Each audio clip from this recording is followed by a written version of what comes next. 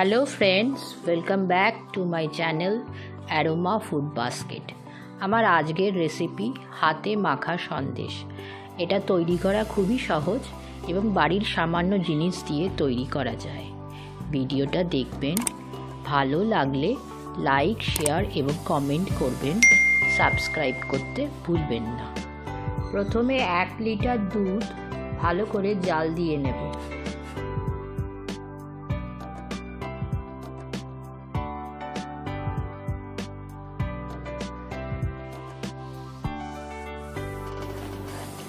এরপর 2 চামচ করে ভিনিগার ও জলের মিশ্রণ দুধটার মধ্যে দিয়ে ছানা তৈরি করে নেব।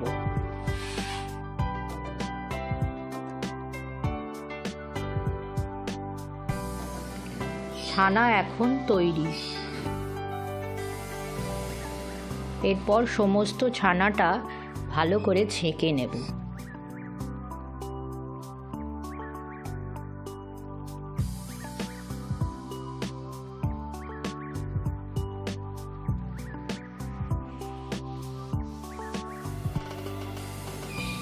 ভিনিগারের টক ভাব কাটানোর জন্য জল দিয়ে ভালো করে ধুয়ে নিতে হবে। এরপর কড়াতে 1 চামচ ঘি দিয়ে দেব।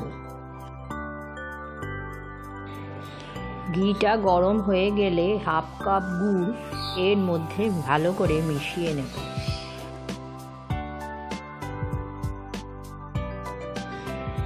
তারপর এতে জল ঝরানো ছানাটা অ্যাড করে দিতে হবে।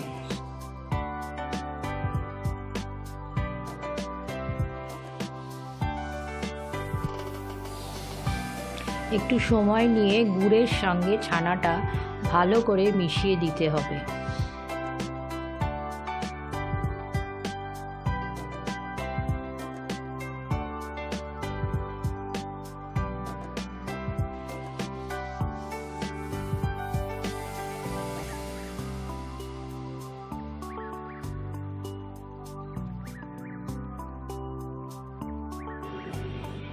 গুড় ও ছানাটা ভালো করে মিশে গেলে কিশমিশ এবং কাজুর টুকরো এর সাথে মিশিয়ে নেব।